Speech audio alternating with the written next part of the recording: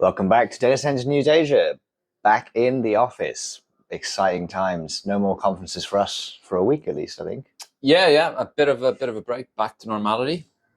Yeah. Well, speaking of breaks, I was actually last weekend. I was at the bar level 33, and one of our well, I guess initial stories happened. There was a break in all the finances. I was told by the bar staff that a satellite had gone down, causing all of the financial apparatus in Singapore to crash. So I wasn't too worried about paying my bill. I was actually waiting for fighter jets to start flying overhead.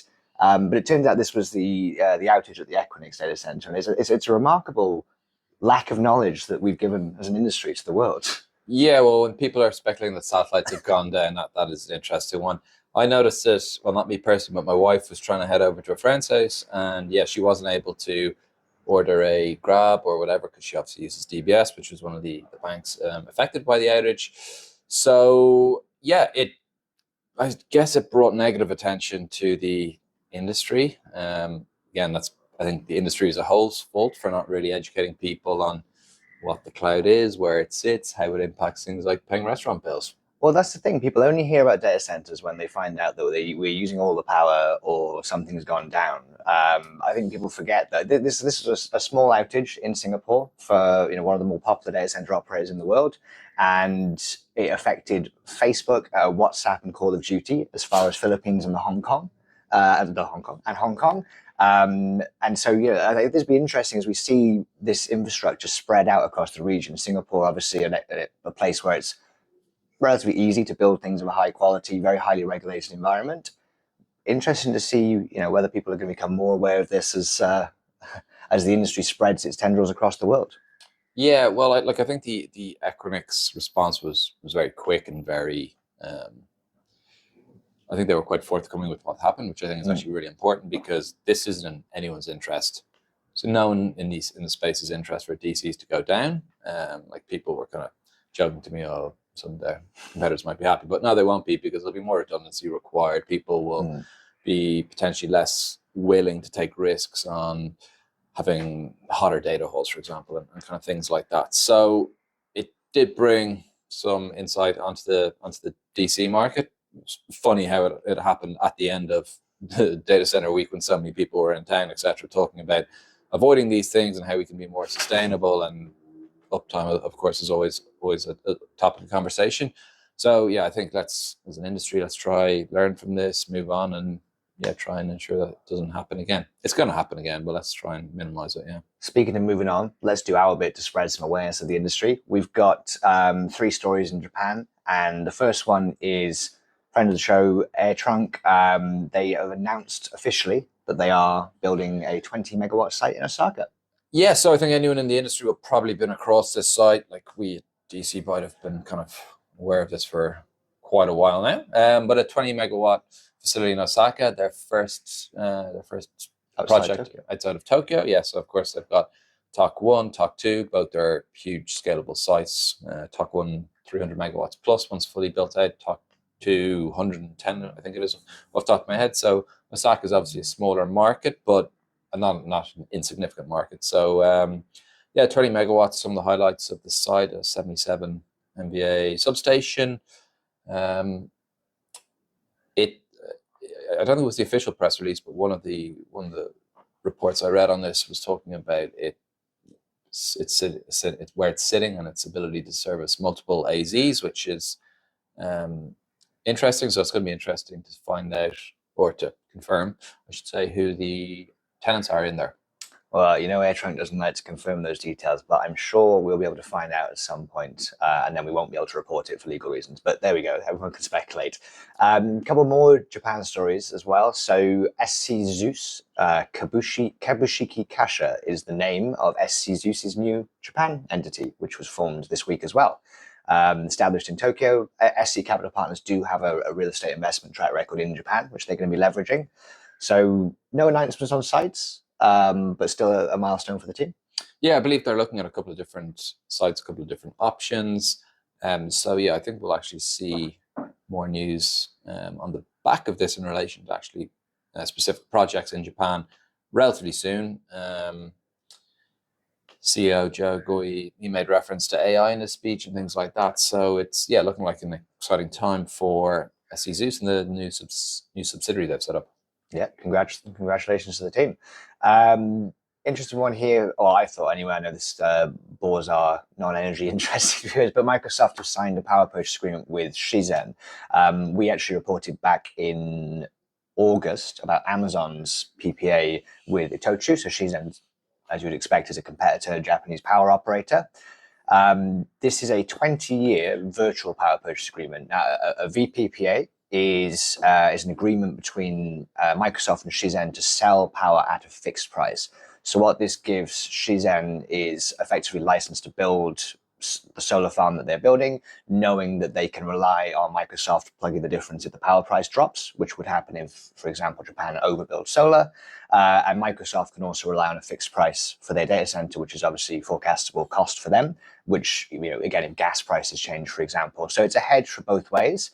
And importantly, as I say, this for Microsoft enables them to write that as green power, and for Shizen enables them to build solar farms. So I think good news all around. Yeah, a good example of additionality in action. So I haven't used that phrase for a while. But no, it actually did reference in the press release, which I saw, or the piece of info I saw, basically saying that had Microsoft not been there to be kind of like the guaranteed off-taker, this project may not have gone ahead. So like I said, that's literally the definition of additionality. So we should highlight that as data center industry doing good. We should. The 44% of the world's renewable power is currently purchased by big tech companies to power data centers, and that headline doesn't make as much space as the outages and fires and other things that seem to grab more attention. So more press releases, guys. I think that wraps up the Japan one. We got a few big stories in Southeast Asia though. So do you want to do PDG first? Yeah, let's go PDG. This is the groundbreaking for their Johor facility, JH1. Yeah, so work above ground has started. So actually got a glimpse of this site, admittedly from quite a distance last week, but it is a huge plot. So JH1, 150 megawatts. Asher wouldn't let you through the fence with the camera? Or? No, not in this occasion.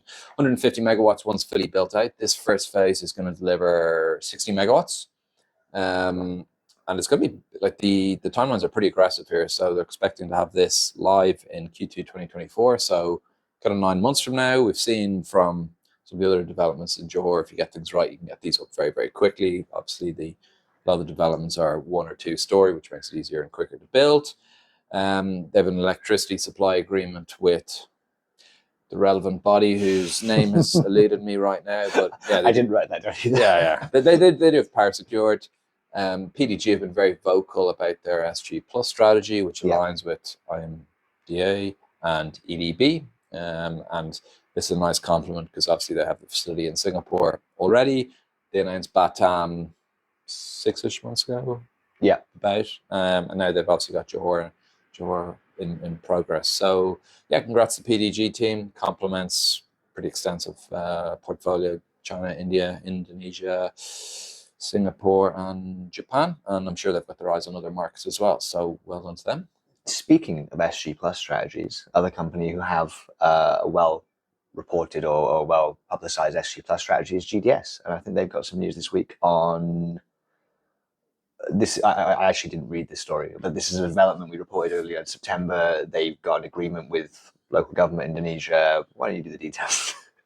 Yeah, so we mentioned this, I think early September, but GDS are going ahead with the INA, which is the investment N. It's the national fund. Yeah. Indonesian national. I don't know. You can put up the logo so people can see it. INA, can't remember what it stands for. But they've got an official joint venture to develop a campus in Nongsa Digital Park. I believe this was kind of part of a wider story and wider economic agreements between China and Indonesia, which is going to obviously see China invest in Indonesia and kind of trade going both ways. So there wasn't a huge amount of details on this, but it has been firmed up what we initially reported in September. So let's keep an eye on that.